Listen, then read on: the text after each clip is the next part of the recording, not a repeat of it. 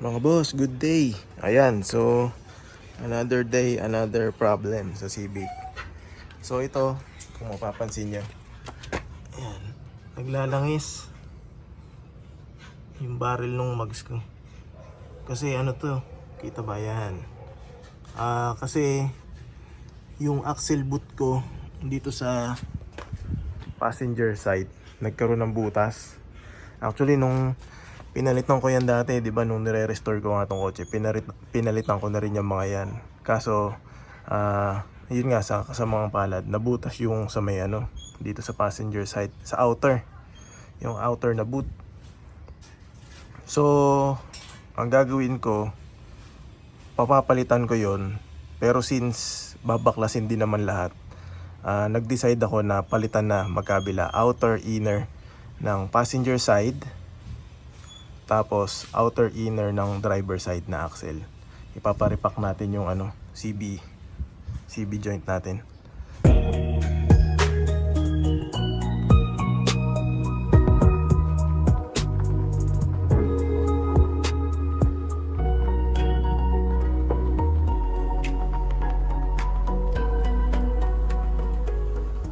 So ito, in-order na ako.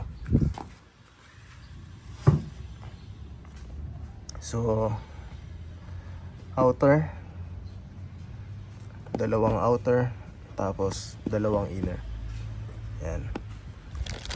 Yun, nag-decide ako na iparipak na siya kasi ito nung nire-restore ko, nakalimutan ko tong papalitan, tong oil seal nung axle para dun sa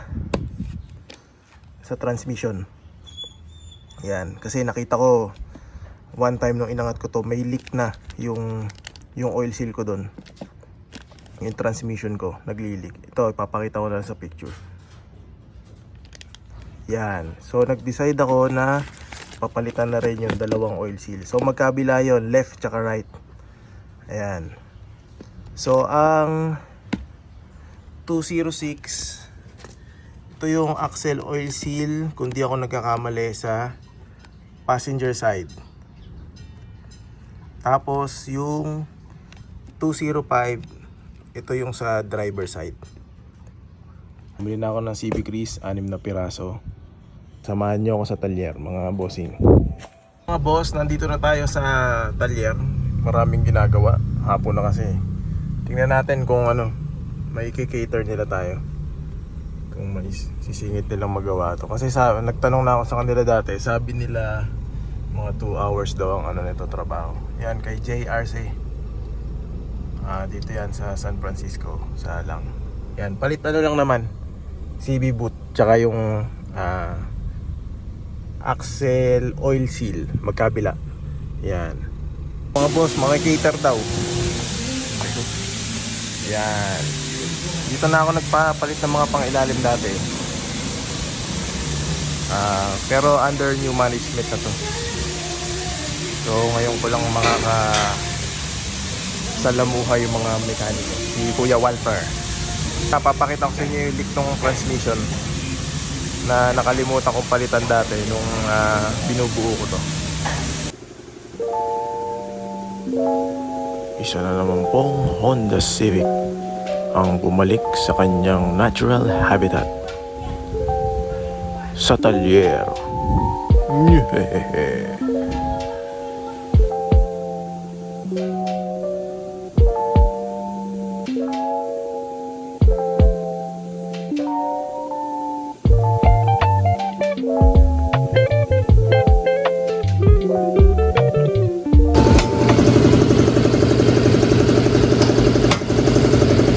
Mga boss, ginawan ko lang remedyo yan eh. Kaso lumalala na talaga, kailangan na palitan. Yan. Talagang ano na, parang palaki na yata ng palaki ng butas. Hindi ko alam kung napato yan, baka napato.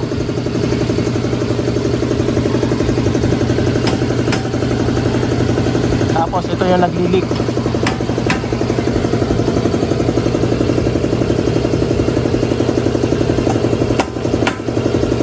Yung may leak dito. Ayan yung oil seal na papalitan. Mga idol, ayun na, nakalas na yung sa driver side. Yan. Lilinisin yan bago i-repack ng grasa. Ay. Ayan o.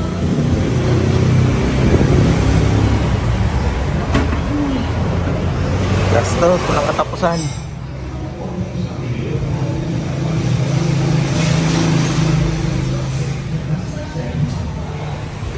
Tapos ito yung coil seal na papalitan.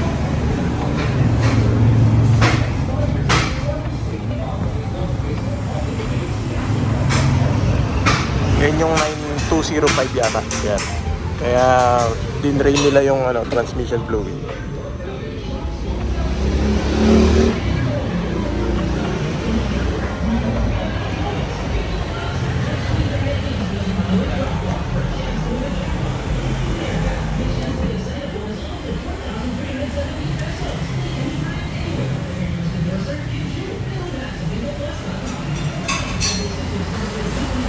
Actually mga boss, kaya ako medyo dinelay yung paggawa niyan kasi gusto ko sana magpalit nito. Itong 15CL gagawin kong 16 para magkaroon ako ng big brake. Kaso medyo kapos tayo sa budget. Kasi pag kinalas yun, ito halos kalas na rin para isang labor na lang sana. Kaso bumigay na talaga So ito, pag-iipunan ko na lang ulit to para mapalitan ko to ng big brake.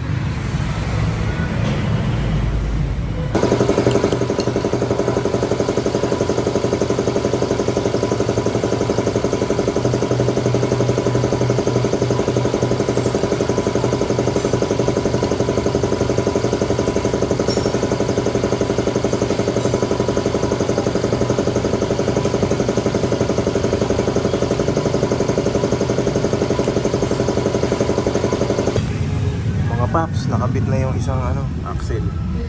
Yan. Bali yung ginagawa na yung passenger side. Yan.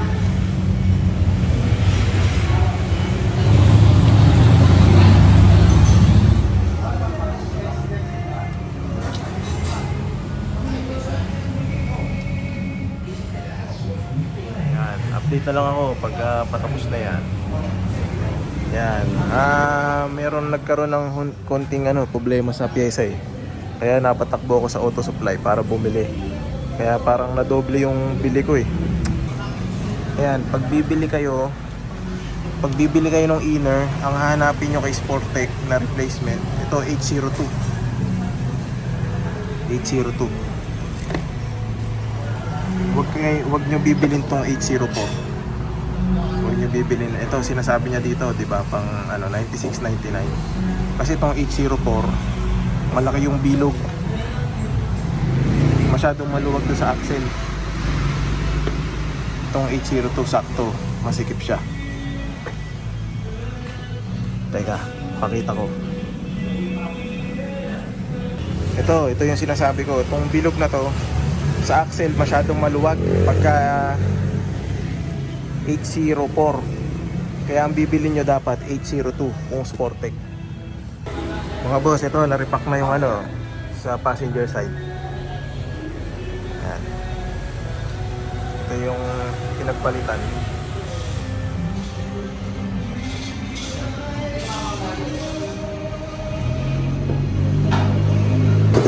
Mga boss, nakabit na yung sa passenger side.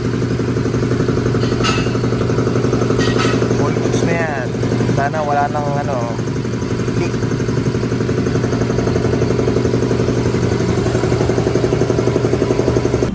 So ayan mga boss, tapos na. Napalitan na ng axle boot. CB boot pala, CB boot, sorry. Magkabila, inner, outer sa driver side, tsaka inner, outer passenger side. Tapos yung oil seal ng axle, napalitan na rin, dalawa. Yan. So yan, mamaya sabihin ko kung magkano naabot yan. Lahat-lahat.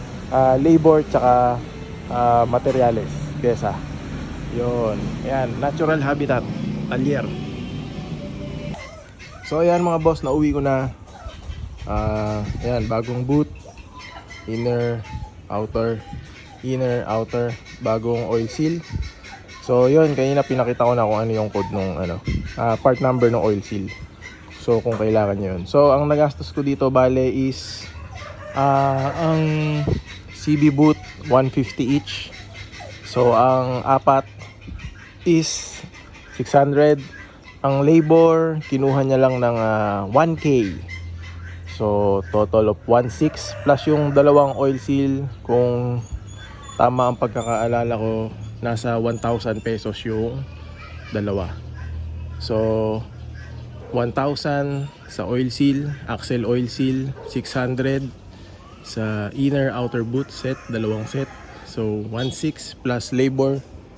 So gumastos ako ng 2,600 para dun sa project na yon.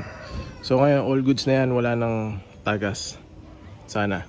Alright, God bless po sa ating lahat at lagi po tayong mag-iingat. Peace.